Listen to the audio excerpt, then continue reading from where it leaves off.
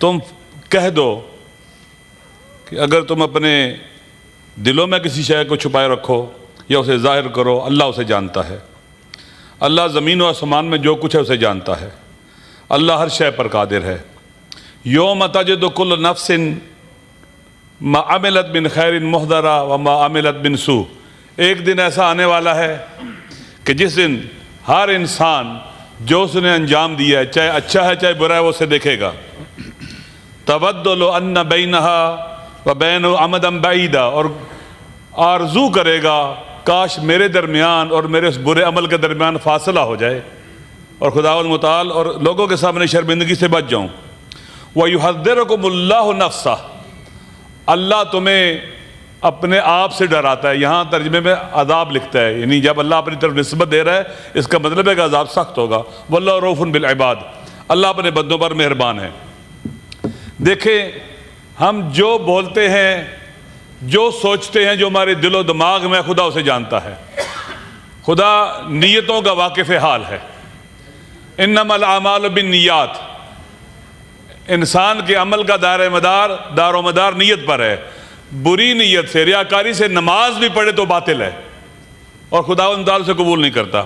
دیکھیے، ترمیم، آئین کے اندر ترمیم، یہ پارلیمنٹ کا حق ہے جو آئین کے اندر موجود ہے۔ پورے پاکستان کے عوام ہم اس دور میں رہ رہے ہیں جو متوجہ ہے پاکستان کی طرف اور ان ترامیم کی طرف۔ بچہ اس طرف توجہ کی ہوئی ہے سوشل میڈیا کی وجہ سے۔ انٹینشن بڑی اہم ہوتی ہے کسی بھی کام کی۔ اگر ہم مسلسل ایسے کام کریں گے جس سے ہم اپنے عوام کا اعتماد کھو بیٹھیں گے، عوام پر ٹرسٹ نہیں کریں گے، حتیٰ اگر بچے والدین پر ٹرسٹ نہ کریں، والدین غلط فیصلے کرتے رہیں تو بچے بھی اعتماد نہیں کرتے اور خاندان بکھر جاتا ہے۔ انٹینشن بہت عام ہے۔ جب پہلی بار ترمیم کرانے کی کوشش کی گئی تیزی کے ساتھ، جلدی کے ساتھ، تو شکوک و شبہات پیدا ہونا شروع ہو گئے۔ یہ آئین جیسا کہ کہا گیا کہ وہ بنیادی ڈاکومنٹ ہے، سوشل کنٹریکٹ ہے عوام کے درمیان، جس پر ہماری فیڈریشن قائم ہے۔ لہذا ایسی ترامیم یا ایسے طریقے سے ترامیم کرنا جو آئین کے تقدس کو، اس کی حرمت کو پامال کر دے، خراب کر دے، تخریب کر دے، یہ مناسب نہیں ہے۔ آپ دیکھیے، ابھی اختر جان صاحب یہاں تشریف فرما تھے، وہ چلے گئے۔ میں نے پوچھا خیر آپ کدھر؟ کہا میں اپنے 2 بندوں کو ڈھونڈنے آیا ہوں۔ آئینی ترامیم اگر ظلم کر کے ہوں، آئین کے خلاف قدم اٹھا کے ہوں، لوگوں کو اٹھا کے کیے جائیں، بیٹھے ہیں اچھا بندے، اگر لوگوں کو اٹھایا جائے، اغوا کیا جائے، دھمکی دی جائے، یہ کون سی ترمیم ہے؟ یہ کس آئین کے مطابق ہے؟ کیا ہمیں اس کو کنڈیم نہیں کرنا چاہیے؟ ہمارے ساتھیوں پر، ہمارے کولیگز پر اگر اس طرح کا پریشر ہو، ہمیں اس کے خلاف سٹینڈ نہیں لینا چاہیے؟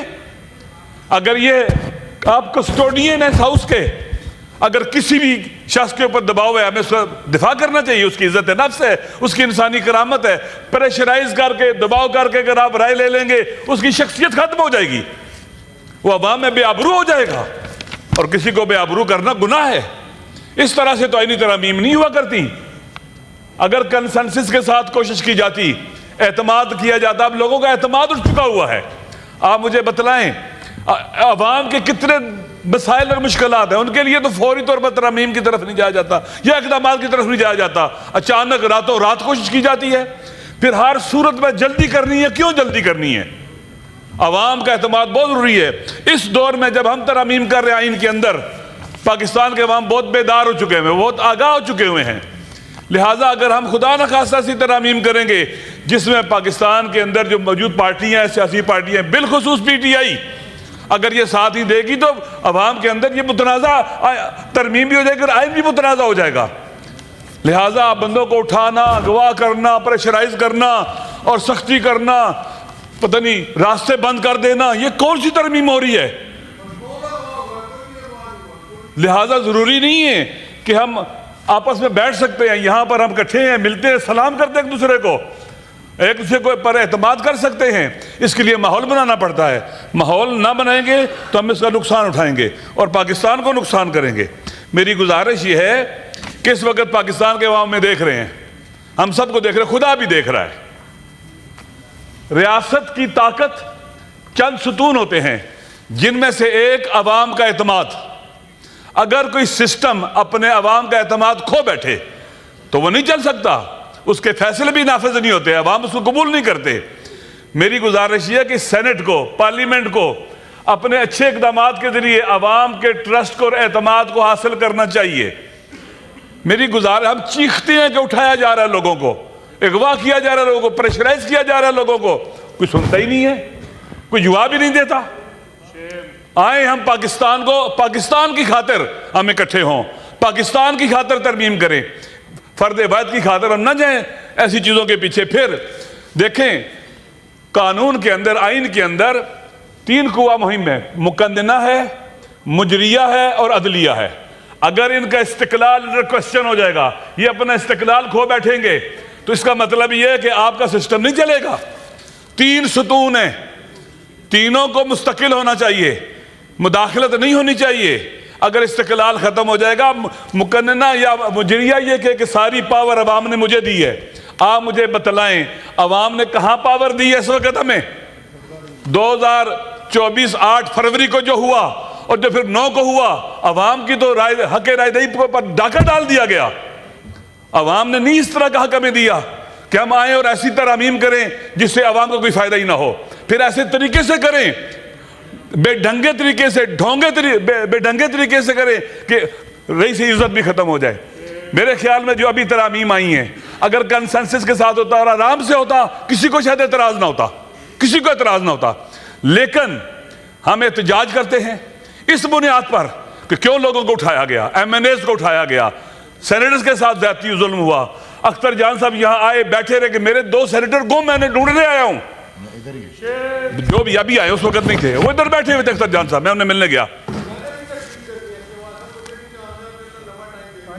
میں پارلیمنٹری لیڈر ہوں میرے بھائی جان، تو آپ مہربانی کریں، برداشت کر لیں، آپ نے بل تو پاس کروا لینا ہے لیکن برداشت کر لیں تھوڑا سا، کوئی مسئلہ نہیں ہے۔ مائنڈ اپ کر رہے ہیں، میں مائنڈ اپ کر رہے ہیں۔ دیکھیں یہ تو زیادتی ہے میرے خیال میں، یہ میرا ٹائم جو لیا ہے اس کو اضافہ کریں، آپ انٹرفیئر نہ کریں، لہٰذا اس مسئلے میں یہاں پر توجہ پلیز پلیز۔ دیکھیں ابھی میں نے لکھا ہوا ہے، میں بولوں گا، دیکھیں ہم مولانا فضل الرحمان صاحب کا شکریہ ادا کرتے ہیں جنہوں نے ایک انتہائی عقل مند سیاستدان کا رول پلے کیا، سمجھداری کا رول پلے کیا۔ وہ جو خرابیوں اور بربادیوں کے امکانات تھے وہ کم ہو گئے۔ ایک سیزن سیاستدان ایسے ہی کرتا ہے، اور میرے خیال میں دیکھیں کاش اس کو آپ کو اگر عمل کرتے اور موقع ان کو دیتے نا تو آپ کو بندے اٹھانے کی ضرورت نہیں تھی، کسی کو دباؤ میں ڈالنے کی ضرورت نہیں تھی، آپ کا فائدہ تھا، آپ کی عزت تھی اس میں۔ ابھی کوئی عزت نہیں ہے، ابھی عوام کو سب کچھ پتہ چل چکا ہوا ہے، کون کون اٹھا ہوا ہے، کس کس کو دبایا گیا ہے، کس کس کو لالچ دیا گیا ہے، تو تمیز کے ذریعے لالچ، تہدید، ڈرا کر یا دھوکے کے ساتھ، تو یہ نہ کرنا پڑتا، سب کی عزت ہوتی، صاحبان کی عزت ہوتی، ہم سب کی عزت ہوتی۔ وَإِلَّا عوام کی نظروں میں اگر ہم گر جائیں گے ہماری کیا حیثیت رہے گی؟ اگر آپ مولانا صاحب کو اور ٹائم دیتے اور وقت دیتے، مجھے یقین ہے چیزیں بہتر ہو سکتی تھی، اور بہتر ہو سکتی تھی، اور کسی کے ساتھ زیادتی کرنے کی ضرورت نہ پڑتی۔ لہٰذا میں آخر میں مولانا صاحب کا شکریہ ادا کرتا ہوں کہ مولانا نے اپنے تئیں بہت زیادہ کوشش کی ہے، شکریہ، اور ان مسائل کو حل کرنے میں انہوں نے ایک رول پلے کیا ہے۔ میری بات کیا محترمہ بے نظیر بھٹو اگر آج ہوتی، وہ اس طرح کے پریشرائز کر کے اٹھا کر لوگوں کو آئین میں ترامیم کرنے کی حمایت کرتی؟ کبھی نہ کرتی وہ۔ لہٰذا میرے خیال میں آپ اس جماعت کے کسٹوڈین بھی ہیں، اس سے تعلق بھی رکھتے ہیں جس کی ایک جمہوری تاریخ ہے، آپ ان چیزوں کو ڈسکریج کریں اور ان کا راستہ روکیں تاکہ ہمارے ملک میں آئندہ ہمارا اعتماد بڑھے، ٹرسٹ بڑھے، حیثیت اور اہمیت بڑھے۔